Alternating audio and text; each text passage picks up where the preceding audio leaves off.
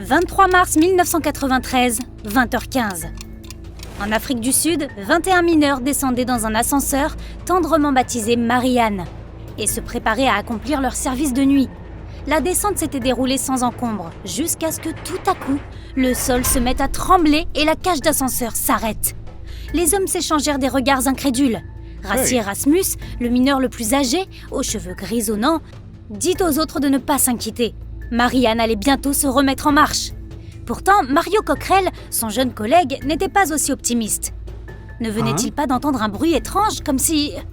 Oh non! Le câble d'acier massif s'accumulait déjà sur le toit de la cage d'ascenseur, juste au-dessus de leur tête. Quant au treuil qui descendait la cage... Attends, pourquoi fonctionnait-il encore? Un obstacle bloquait leur descente. Les câbles sur le toit n'étaient pas assez solides pour les ralentir. Même les plus petites vibrations de l'intérieur pouvaient les faire plonger en chute libre. La cage se trouvait à 610 mètres au-dessus du sol, soit la hauteur de 2 tours Eiffel. Et rien ne pouvait les empêcher de plonger. Mario écarta Rassi et fit usage de toute sa force pour ouvrir la porte de Marianne. C'était un gars costaud et plein de ressources. Il avait perdu son père alors qu'il n'avait que 12 ans et avait dû apprendre à survivre et à s'occuper de ses 10 frères et sœurs, ainsi que de lui-même. Pendant son adolescence, il était souvent allé chasser avec ses amis bushmen, en utilisant uniquement un arc et des flèches de fabrication artisanale. Plus tard, Mario est devenu entraîneur sportif, se consacrait à la boxe en amateur. Peu de temps après, il avait rencontré Connie, une Belge qui était devenue son épouse.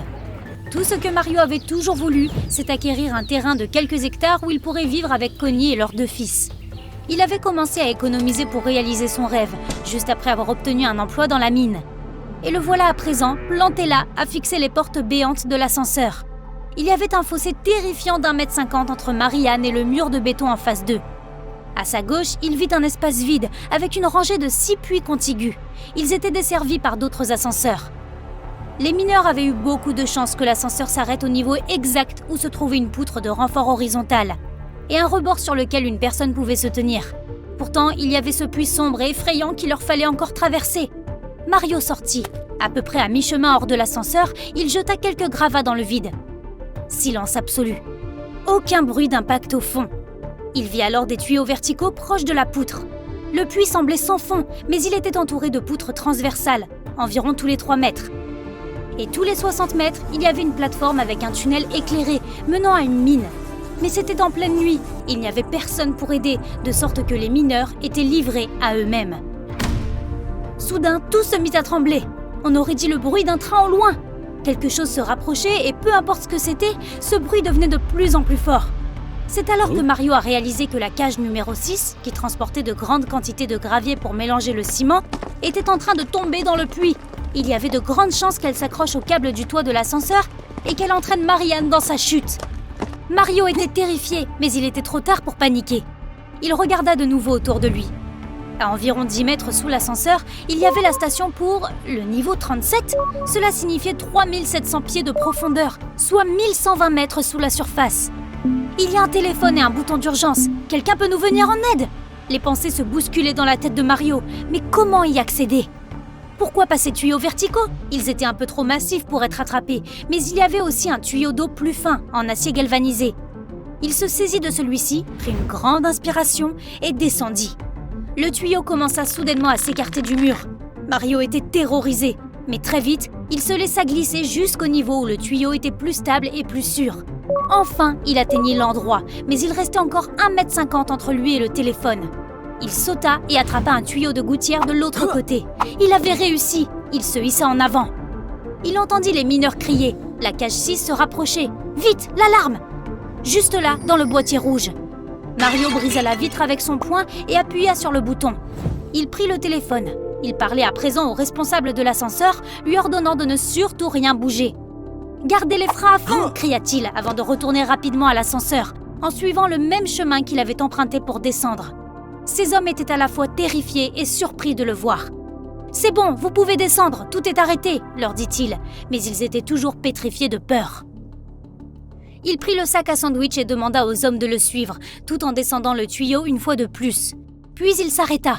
Les rails de guidage verticaux de l'ascenseur étaient tordus. Oh non, ils tenaient tous au moyen de quelques vis, tout au plus, et de quelques centimètres de métal fin et instable. À partir de ce moment, il était même devenu risqué de respirer. Les hommes avaient encore trop peur pour bouger, alors Mario prit un des mineurs les plus petits et le poussa vers le tuyau. Il y avait urgence, tout le monde devait partir le plus vite possible. Il tira l'homme sur le rebord. Celui-ci était terrifié, mais après qu'ils aient failli y tomber, il attrapa les tuyaux. Quand ils atterrirent en bas, Mario dut réfléchir à un moyen de traverser l'abîme. Le mineur avait trop peur pour sauter, alors Mario l'attrapa en criant des instructions à ses hommes. « Lâchez le tuyau !» Quand ils franchirent l'abîme, Mario jeta le mineur sur la plateforme. En même temps, il profita de l'élan pour se lancer et retourner chercher le reste de ses hommes. Ses mains étaient poussiéreuses et le faisaient souffrir, mais il fallait avancer. Le mineur suivant était un peu plus lourd. Mario devrait donc trouver un nouveau moyen de le mettre à l'abri. Un petit jeu auquel il se livrait au bar. Il posait ses talons sur une chaise et ses épaules sur une autre et tendait son corps afin de former un pont. Les gens se tenaient alors sur son ventre et cela lui permettait souvent de gagner un peu d'argent. Eh bien, cette fois-ci, ce serait juste un peu moins drôle. De plus, au lieu de chaise, il y avait un abîme infini en dessous d'eux. Mais il devait se lancer. Il n'y avait pas d'autre option. Il s'étira au-dessus du puits et devint littéralement un pont humain. L'autre mineur ne voulait pas traverser au début, mais ce n'était ni l'endroit ni le moment pour trop réfléchir. Il fit 2 pas mal assurés, puis se précipita sur Mario. 2 personnes étaient déjà en sécurité. Quand les autres virent que cette histoire de jeu de bar fonctionnait, ils se lancèrent plus facilement. Un par un, ils descendaient et traversaient le corps, incroyablement résistant, de leur ami pour atteindre le côté sûr. Au bout d'un moment, 13 d'entre eux étaient en sécurité. Mario fit 16 fois le même trajet en haut et en bas, et il était à bout de force.